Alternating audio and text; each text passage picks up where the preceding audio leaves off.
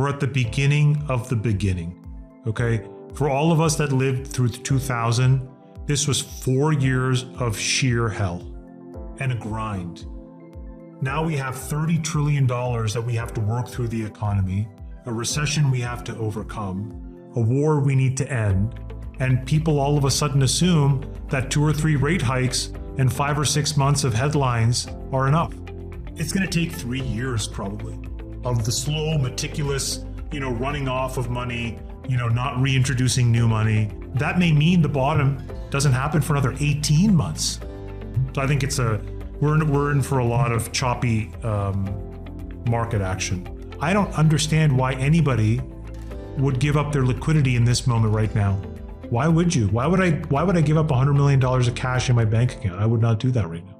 The thing that you have to do before you talk about what is happening now, I think it's probably useful to go back, and you have to really start at the end of the great financial crisis. And the reason is there was a bunch of people coming out of the GFC who confused what the US government and some European governments were doing. At the time, there was the risk of a huge financial contagion. And so the US stepped in and the Federal Reserve started to use their balance sheet to buy toxic assets, right? And the ECB did that, and I think Japan did that as well. Anyways, a bunch of banks did it. A bunch of governments did it. And then there was this body of pseudoscientific economists who coined this thing called modern monetary theory, which basically said, hey, you can keep printing money and introducing it into the economy to smooth things out and to actually drive long-term growth. And it turns out that a bunch of government officials fell for it. And if you fast forward to 2022, so 14 years later, governments around the world had printed something to the tune of about 35 odd trillion dollars of money into the economy that should have never been there. So the thing to remember is we have not necessarily just been obfuscating true supply demand in the last 6 or 8 months when we've been talking about a recession or inflation. We've been actually doing it since 2008. It's just that it's been building up in the system.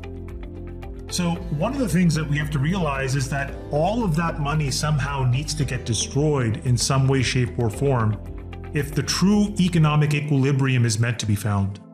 What is true supply? What is true demand in the absence of government sloshing money around, trying to prop up things that should not be propped up, or buying votes, or all the grifts that these folks have engaged in the last decade and a half have to get undone. So that's the backdrop. So if you think about taking $30 trillion out of the global economy, you're talking about almost, I think it's 85 trillion is the world GDP. So it's almost half of an entire year's worth of global GDP. It's going to take 3 years probably of the slow, meticulous, running off of money, not reintroducing new money. So it seems like we're at the beginning of something that's going to be long and drawn out. Now that's separate from whether we're in a recession or not. That's just the bear market that we're in, right? And so you have to look at asset prices today as a microcosm of a much larger trend that has to be about fake money pushing asset prices up, and now taking all that fake money out and finding out what the real price of something is. And I just don't think that takes 6 months. So for all the people that were, fingers crossed, hoping that this would be the end of it, Fed raises 75, we're done with this, they're going to raise 75 more. I just think that's not how it's probably going to be. It's going to take, 24, 36 months. That may mean the bottom doesn't happen for another 18 months. So I think we're in for a lot of choppy market action. I think we have to also be sensitive to the fact that the Fed operates on a certain class of data, and that data in the 21st century is pretty pathetic. Nick, you can probably find this, but there was an article, I think it was in the New York Times, that really walked through how CPI is calculated. And it's a bunch of people that work for the government that walk around with iPads, building relationships with local businesses in all these random places all around the country, and asking them to, chit chat for 15 minutes and do these surveys. Now, you would have thought that in 2023 or 2022, what the government would have said to Visa, MasterCard, American Express, all the payment rails, the banks, and Stripe is send me a feed in the following structured way so that I can actually have an absolute precise sense of inflation, because inflation really only occurs when a good or a service trades hands for money, right? And you calculate what did that thing trade at the day before and what does it trade for today. So you could get an absolute precise sense of it. Instead, we do this random sampling thing, and subjective, it's bad. humans, etc. So if you read this article, your takeaway will be, oh my God, this is very rickety, and it drives an enormous hammer that we use to try to manage the economy. That's the first thing. I think you need to buckle your seatbelt, because the next 3, 4, 5 months of CPI will probably be very, very bad. 7, 8, 9%. Why? There are a handful of components that have gotten completely run away. Number one, the biggest one is rent. And so rent works on a 3-month lag. We're going to reintroduce what the true owner's equivalent rent is into CPI. So we can already forecast that CPI going up. Oil is at $105 a barrel. Russia is basically trying to break the back of Europe by now messing with their nat gas supplies. The German energy minister yesterday said that if that happens, it could be a contagion equivalent to Lehman Brothers with respect to energy. When you play all of these things out, what you have is, unfortunately, rampant runaway costs that really have no mechanism to get back in check in the absence of some real governmental changes. Our policy on this Ukraine-Russia war, how we intend to sort of work or cooperate or fight with China, all of these things have to get solved. So in the absence of that, prices are going to continue to go up. And so what does the Fed do?